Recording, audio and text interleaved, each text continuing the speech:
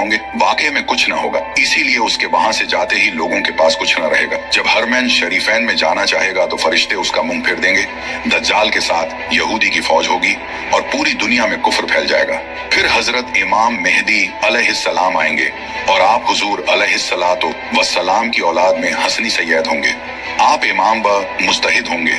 कयामत के करीब जब तमाम दुनिया में कुफ्र फैल जाएगा और इस्लाम सिर्फ हरमैन शरीफैन ही में रह जाएगा, औलिया और अब्दाल सब वहीं हिजरत कर जाएंगे।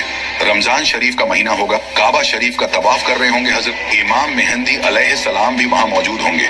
औलिया उन्हें पहचानेंगे और तमाम मुसलमान को उनसे बैत लेने को कहेंगे, लेकिन वह सब इनकार करेंगे। तो गैब से आवाज आएगी, यह अल्लाह का खलीफा मेहदी है, उसकी बात सुनो और उसका हुक्म मानो। तो फिर तमाम मुसलमान उनके हाथ पर बैत करेंगे।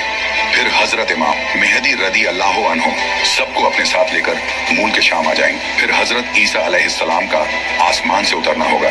जब दज्जाल सारी दुनिया फिर आकर मून के शाम को जाएगा, उस वक्त हजरत ईसा अलैहिस्सलाम दमिश्क की जामे मस्जिद के पूर्वी मीनार पर आसमान से उतरेंगे। ये सुबह का वक्त होगा, फजर की नमाज के लिए इकामत हो चुकी होगी। हजरत इमाम मेहदी अलैहिस्सलाम नमाज पढ़ाएं और उधर दज्जाल मलून हजरत ईसा अलैहिस्सलाम की सॉस की खुशबू से पिघलना शुरू होगा, जैसे पानी से नमक पिघलता है, और आपकी सांस की खुशबू वहां तक जाएगी जहां तक निगाह पहुंचती। दज्जाल भागेगा, आप उसका पीछा करेंगे और उसकी पीठ में नेजा मारेंगे, इससे वह वासिले जहन्नम होगा।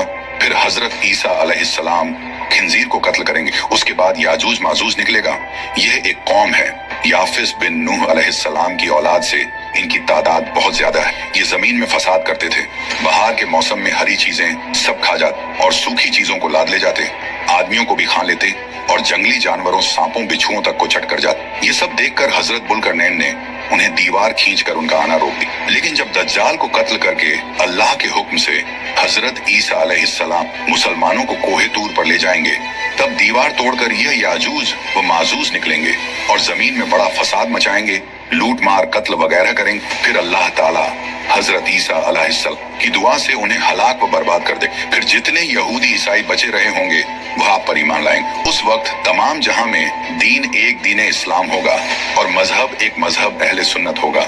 और उस वक्त का बच्चे सांप से खेलेंगे, शेर और बकरी एक साथ चरेंगे, आप निकाह करेंगे और औलाद भी होगी, 40 बरस तक रहेंगे और बाद वफात रोजे अनवर में दफन होंगे। उसके बाद दाबतुल अर्द निकलेगा।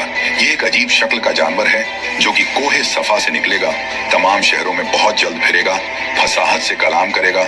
उसके हाथ में हजरत मूसा अलैहिस्सलाम का आसा और हजरत सुलेमान की अंगूठी होगी। असा से मुसलमान के माथे पर एक चमकदार निशान लगाएगा।